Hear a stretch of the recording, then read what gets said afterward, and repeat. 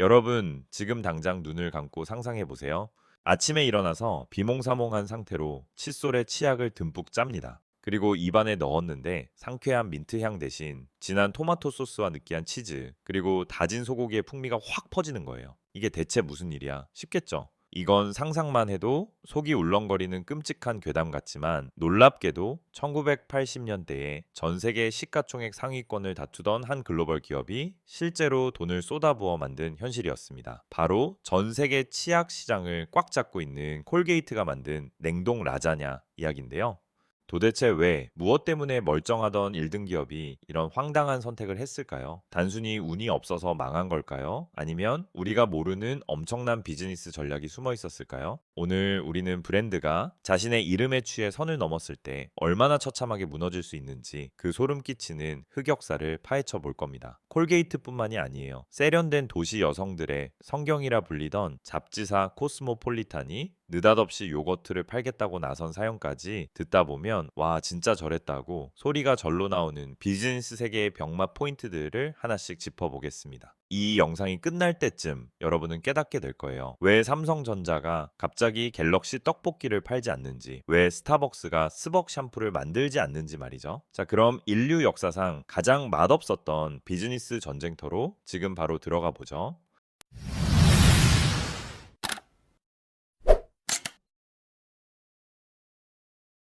본격적인 이야기는 1980년대 중반으로 거슬러 올라갑니다. 당시 콜게이트 팔몰이부는 고민이 많았어요. 치약 시장에서는 이미 왕좌를 차지하고 있었지만 성장이 정체되기 시작했거든요.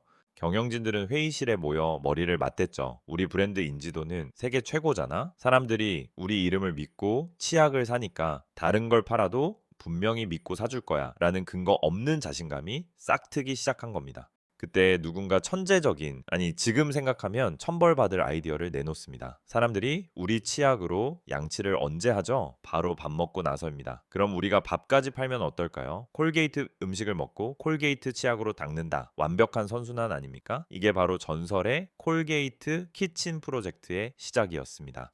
그들은 냉동식품 시장이 커지는 것을 보고 소고기 라자냐, 닭고기 요리 같은 냉동 완제품을 시장에 내놓았어요. 패키지에는 아주 선명하고 큼지막하게 콜게이트라는 로고가 박혀 있었죠. 여러분, 마트에 갔는데 냉동 코너에 치약이랑 똑같은 디자인의 라자냐가 놓여 있다라고 생각해 보세요. 어떤 기분이 들 것 같나요? 소비자들의 반응은 즉각적이었습니다. 이걸 먹으면 입에서 거품이 날 것 같아. 라자냐에서 멘톨 향이 날 것 같아서 도저히 못 사겠어. 라는 공포 섞인 반응이 터져 나왔죠. 심리학에는 브랜드 연상 효과라는 개념이 있습니다. 우리가 특정 브랜드를 볼 때 뇌는 그와 관련된 감각을 자동으로 불러일으키거든요.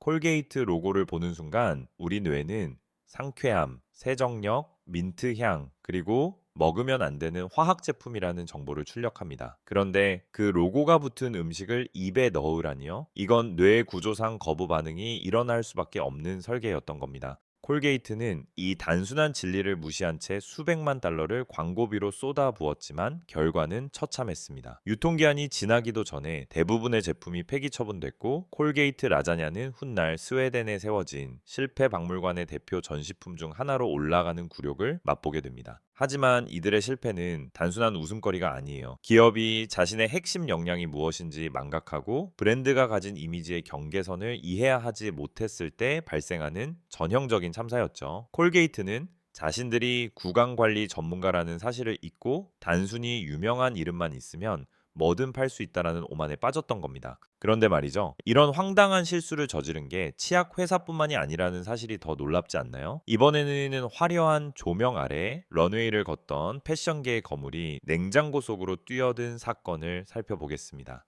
치약 회사가 고기 요리를 팔겠다고 나선 것도 황당한데 이번에는 한술 더 뜨는 사례가 기다리고 있습니다. 1999년 밀레니엄의 열기가 전 세계를 뒤덮고 있을 때였죠.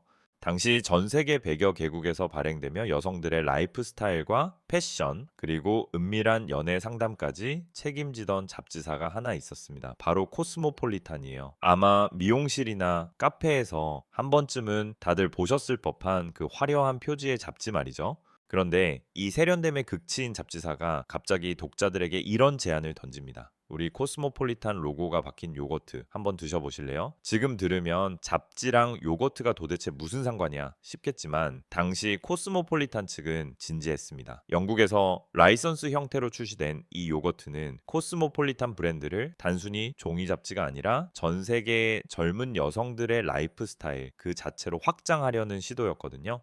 코스모폴리탄을 읽는 여성은 당당하고 섹시하며 건강 관리에 철저하다는 이미지를 구축했으니 그 이미지에 걸맞은 건강식품인 요거트를 내놓으면 대박이 날 거라고 믿은 거죠. 여러분, 이게 바로 비즈니스판에서 가장 빠지기 쉬운 브랜드 후광 효과의 함정입니다. 내 브랜드가 유명하니까 뭘 갖다 붙여도 팔릴 거라는 착각, 그 오만이 또 하나의 비극을 낳은 거예요. 그렇게 탄생한 코스모폴리탄 요거트는 영국 마트 진열대에 당당히 입성했습니다. 패키지부터 남달랐어요. 잡지 표지에서나 볼 법한 강렬한 색감의 세련된 폰트로 코스모폴리탄이 적혀 있었죠. 그런데 여기서 첫 번째 병맛 포인트가 터집니다. 가격이 일반 요거트보다 훨씬 비쌌던 거예요. 우리는 명품 잡지사니까 요거트도 프리미엄급으로 팔겠다는 전략이었죠. 하지만 소비자들의 반응은 냉담했습니다. 마트에 장 보러 온 주부가 냉장고 앞에서 고민에 빠진 거죠. 이건 먹는 건가? 아니면 얼굴에 바르는 팩인가? 라는 의구심부터 시작해서 심지어는 이 요거트를 먹으면 잡지 속에 나오는 다이어트 비법처럼 살이 빠지는 건가? 하는 오해까지 불러일으켰습니다. 더 심각한 문제는 소비자들의 잠재의식 속에 박힌 잡지의 이미지였어요. 잡지는 기본적으로 종이잖아요. 잉크 냄새가 나고 손가락에 종이 결이 느껴지는 매체죠. 그런데 그 로고가 요거트 통에 붙어 있으니 사람들의 뇌는 무의식적으로 종이 맛이나 잉크 향을 떠올리게 된 겁니다. 앞서 콜게이트 라자냐가 치약 맛을 떠올리게 했던 것과 소름 끼치게 닮은 꼴이죠. 게다가 코스모폴리탄 잡지는 연애나 성적인 담론을 아주 솔직하게 다루기로 유명했는데 그런 화끈한 잡지 이미지가 매일 아침 아이들과 함께 먹는 순수한 요거트와 어울릴 리가 없었습니다. 침대 위에서의 비결을 알려주는 잡지사에서 만든 요거트라니 왠지 불온한 맛이 날 것 같아 라는 농담이 나올 정도였으니까요.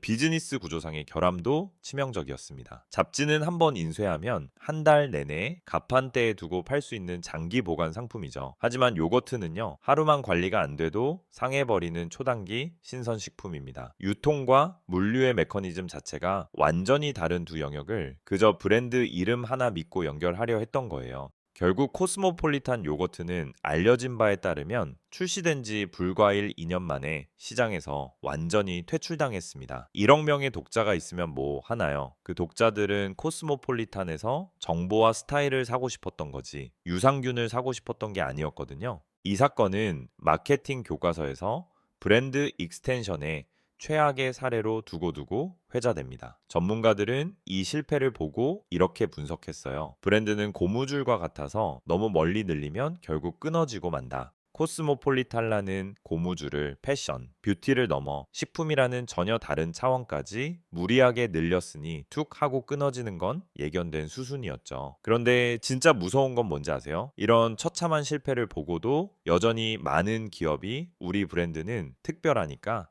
괜찮아라며 또 다른 문어발을 뻗치고 있다라는 사실입니다. 사실 이런 식의 무리한 확장은 기업 내부에 흐르는 조급함에서 비롯됩니다. 지금 잘 나갈 때 파이를 키워야 해 라는 압박감이 경영진의 눈을 가리는 거죠. 콜게이트도 코스모폴리탄도 각자의 영역에서는 대체 불가능한 1등이었지만 그 1등이라는 타이틀이 오히려 독이 되어 돌아왔습니다. 우리가 하면 다르다는 근거 없는 자신감이 소비자들의 상식적인 거부감을 읽지 못하게 만든 겁니다. 자, 그렇다면 이런 실패들은 단순히 옛날 이야기일 뿐일까요? 아닙니다. 지금 이 순간에도 우리 주변에서는 제2의 콜게이트 라자냐, 제2의 코스모폴리탄 요거트가 끊임없이 기획되고 있어요. 브랜드의 본질을 잊은 채 숫자 노름에 취해버린 기업들이 저지르는 실수는 반복되기 마련이니까요. 과연 이들은 이 처절한 실패를 통해 무엇을 배웠을까요? 그리고 이 사건들이 오늘날의 비즈니스 생태계에 어떤 경종을 울리고 있는지, 이 실패의 파편들이 만들어낸 현재의 지형도를 더 깊숙이 들여다봐야 합니다. 브랜드가 쌓아온 수십 년의 신뢰가 단 한 번의 엉뚱한 신제품으로 무너져 내리는 과정, 그 속에 숨겨진 경영학적 실책과 인간의 욕망을 추적하다 보면 지금 우리가 소비하고 있는 수많은 브랜드들의 속사정도 다시 보이게 될 겁니다.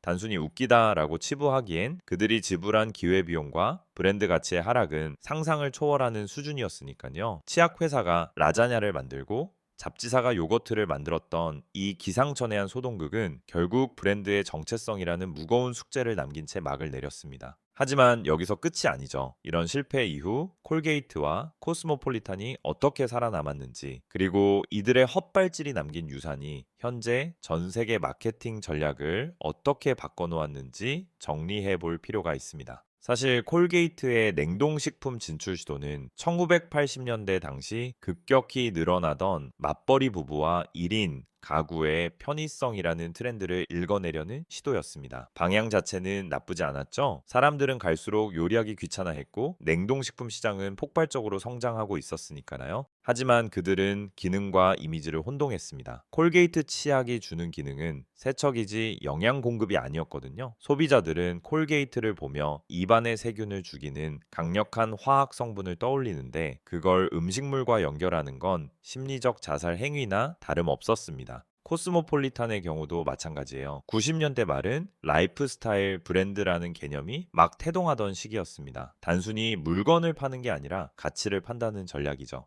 코스모폴리탄은 자신들이 파는 가치가 멋진 여성의 삶이라고 믿었고, 요거트는 그 삶의 일부라고 생각했습니다. 하지만 소비자들은 잡지 브랜드에게 그런 식의 전방위적인 관여를 허락하지 않았습니다. 독자들에게 코스모폴리탄은 즐거움을 주는 매체였지 먹거리를 책임지는 생산자가 아니었기 때문입니다. 결국 이 두 사례가 남긴 가장 큰 교훈은, 브랜드는 소비자의 머릿속에 있는 것이지 기업의 기획서 안에 있는 게 아니다라는 점입니다. 기업이 아무리 우리 요거트는 섹시해라고 외쳐봐야 소비자가 이건 잡지 맛이 날 것 같아라고 느끼면 끝인 거죠.